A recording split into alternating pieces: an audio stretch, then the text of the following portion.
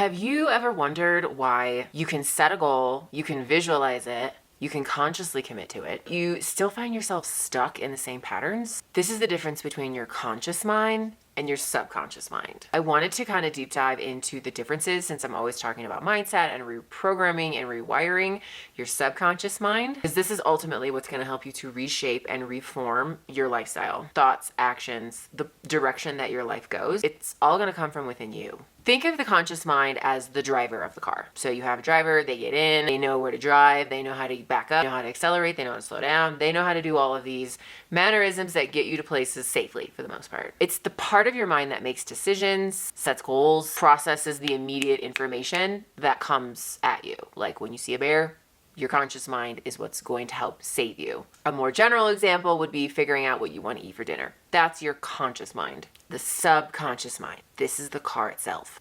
This is the engine, these are the tires. This is what holds your beliefs, your habits, and the deeply ingrained, rooted patterns that you rely on. And the irony is, your engine, you don't really pick it. It just kind of comes with your driver. You're younger, you experience things, and you kind of create this car from the experiences around you, and then that car generally stays with people for the rest of their lives. So when you're 80, 90 years old, you could be driving a car with parts from when you were 5. So to me, working with your subconscious mind, working with mindset, reprogramming yourself is something that you will want to continue to redesign.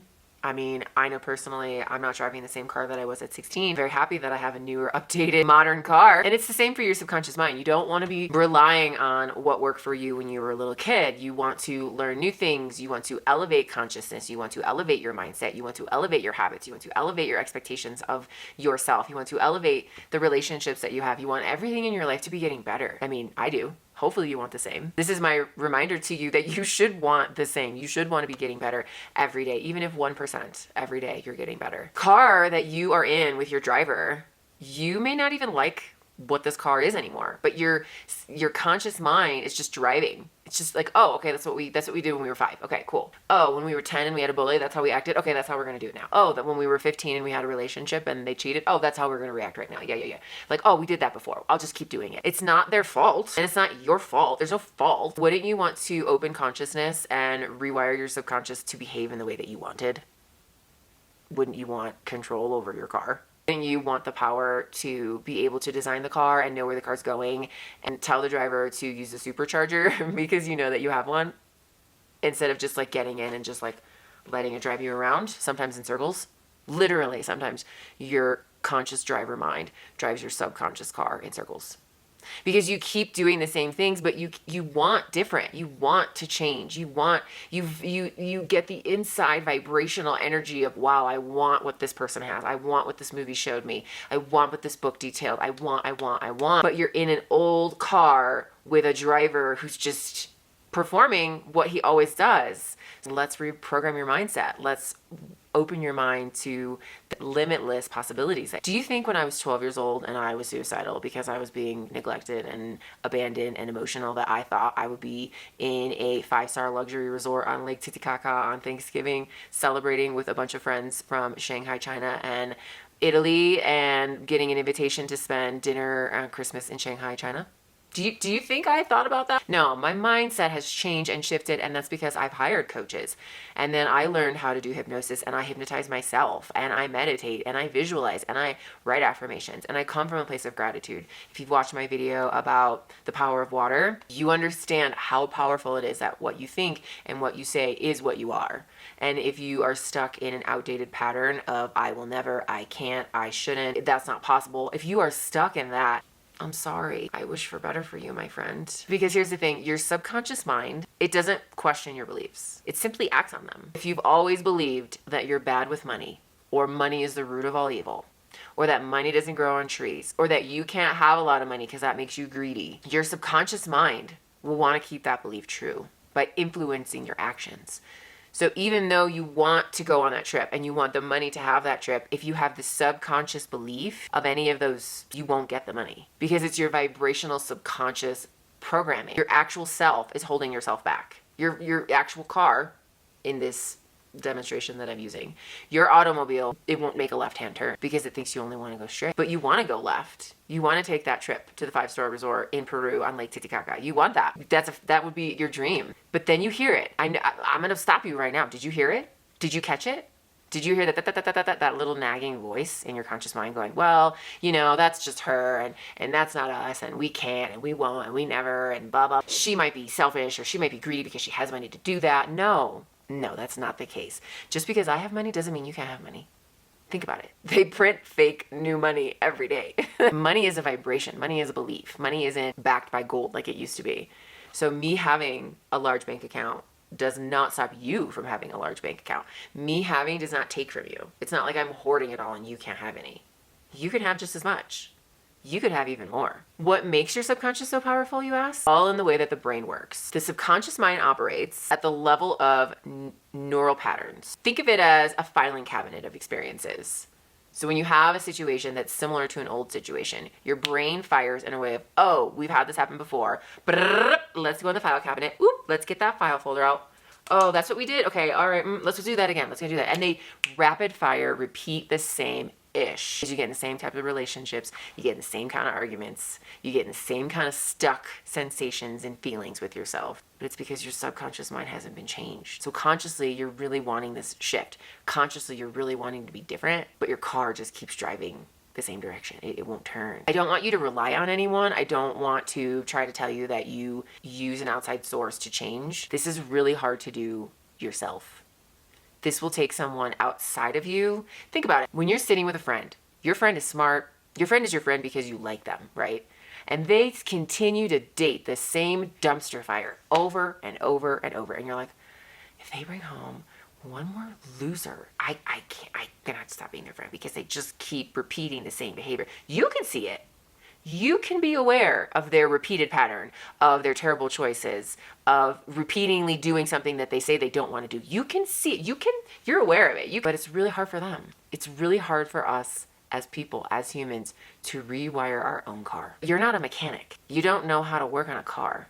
There are people like myself that have spent 10 years studying, researching, and have case studies of amazing success that have helped people change. I've helped people change. I've helped them more in 3 meetings, years of therapy. I barely knew this person before I met them. I can visibly see the vibrational shift of their being. They sit up taller.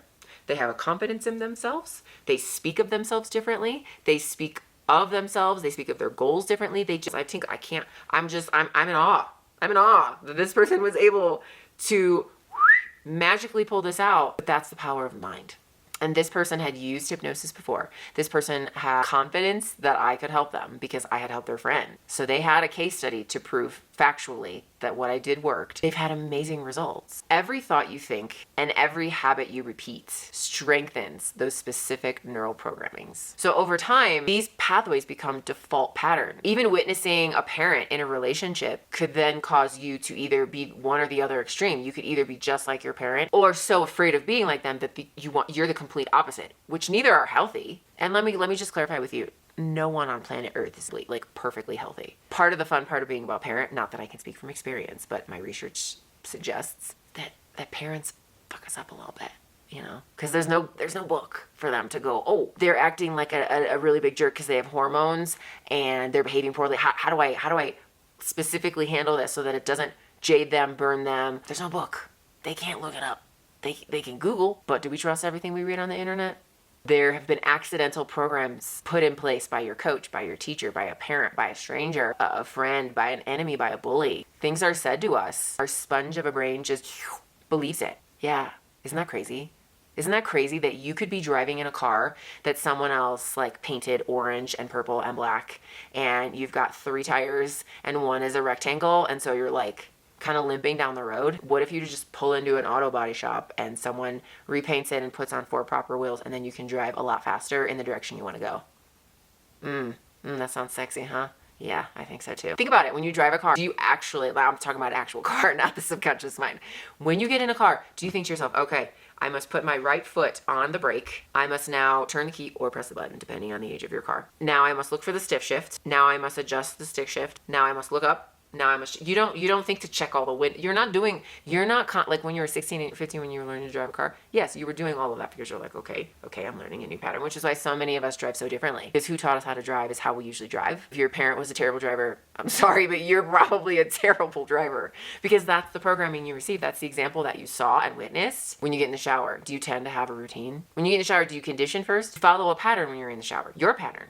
A pattern that was probably explained to you. Your routine is programmed to you by someone, either consciously or subconsciously. We're all different. We all have so many shades to us. Why not actually pick out the car that you want and program the GPS in the direction you want to go? Let's do that, huh? The subconscious mind is also linked to your emotions and your survival. It processes information up to 500,000 times faster than your conscious mind, which is why it's so quick to automate into those old patterns and beliefs. It just pulls from the old. If you're not working on releasing emotions with breath work, rewiring your programming with hypnosis and guided meditation, changing your vibration with positivity and the people that you associate with, the way you go about your daily life. Like if you start your day feeling angry and stubbing your toe and losing money and getting a speeding ticket, at lunch that you left at work, someone ate it, and then you get home and your dinner is spoiled. Like if that's the energy that you are in, you're stuck in a downward spiral. Starting to see the positive in things, like the speeding ticket could have avoided me from having an accident. The person that stole my lunch, maybe they got food poisoning. The dinner being expired, I wouldn't have gone to the store to get something else and ran into my friend from way back when and we made dinner plans. Like the things that are happening in your life, I'm going to get spiritual woo-woo on you, I think are completely in alignment with what Source wants for you. Whatever God you want to believe in, I truly believe that you were on the path for you and that seeing the moments of stumbling blocks and negative is a moment for you to pause and be, number one, appreciative that you have a life. Number two, come from a place of love and gratitude. Number three, have patience with yourself and the external. You're just in a giant simulation matrix video game. No competition contest at the end to see who did it the best. Wouldn't you want to try and live your best life? Wouldn't you want to capitalize on having the most amazing life that you could potentially have? And if you're in an old car with 3 wheels and a rectangle and you're painted orange, brown, and black, course correct. Go in a different direction. Because your brain fires at 500,000 times, like to spitfire to get you to safety. It only knows what it knows. It doesn't contemplate or question. It's like ChatGPT. Think of, oh, well, wait, it's Tuesday at 5 o'clock. So if we go that direction, there's gonna be rush hour. So we should go this way because no one's gonna go this way at Tuesday at 5 o'clock and we're gonna get there faster. It might be a longer route, but the traffic the other way. Do you see what I mean? Like your subconscious mind isn't questioning things. It's on autopilot. It's just going. And the driver is just taking it. Right? The driver's like, yeah, this is what we do. This is where we go. When you repeatedly think negative thoughts or positive thoughts, you're essentially training your subconscious mind to work against you or for you, depending on how you're looking at the experience. Seeing the positive aspect in everything, seeing the happiness spin on everything. I recently had my car broken into while I was on this trip. It had been a really long, really rough day where there had been sleeting rain slapping me in the face. I thought I might die. But I didn't die. I almost passed out on the top of a mountain from super high altitude and it was really painful and scary. And then there was a mudslide and I had to wait for one single tractor to rebuild a road in 3 hours.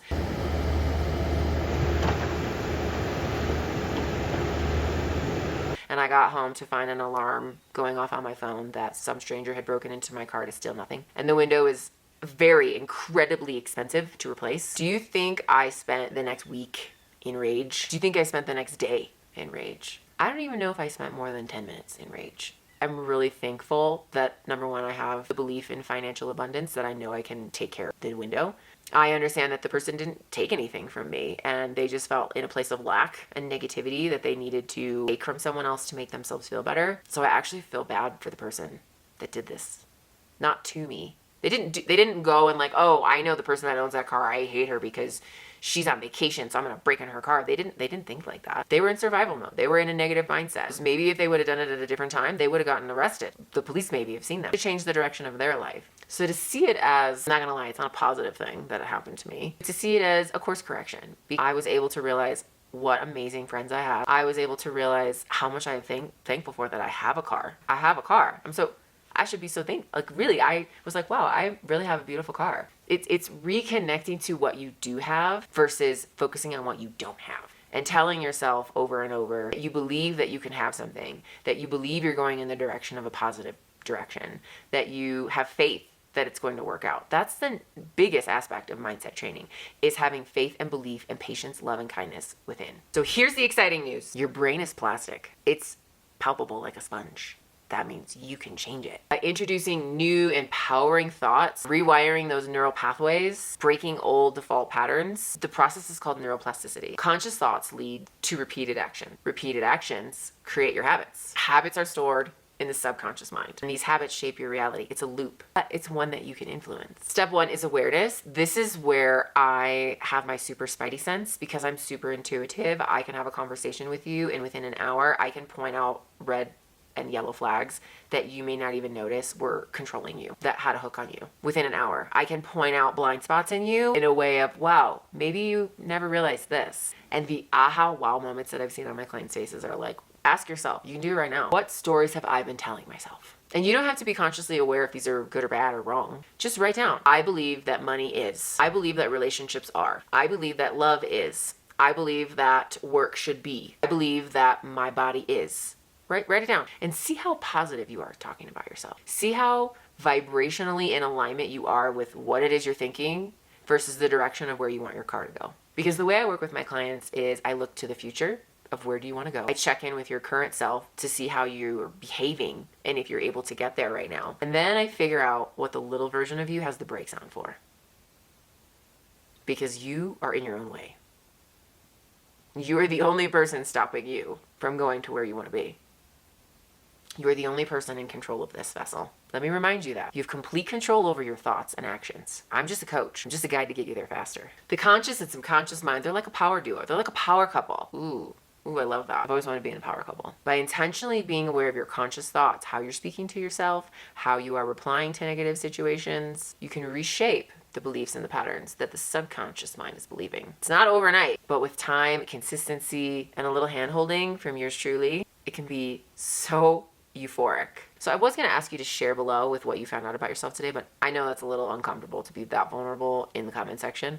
So maybe share with me a positive version of what the negative self-talk you were having is. Write the reframed version below. Maybe write those out a couple times every day. Really get your car moving in a different direction. If you enjoyed this video, don't forget to like, forward it to a friend, subscribe. I would love to reach someone that you think might benefit from this video and be living our best life.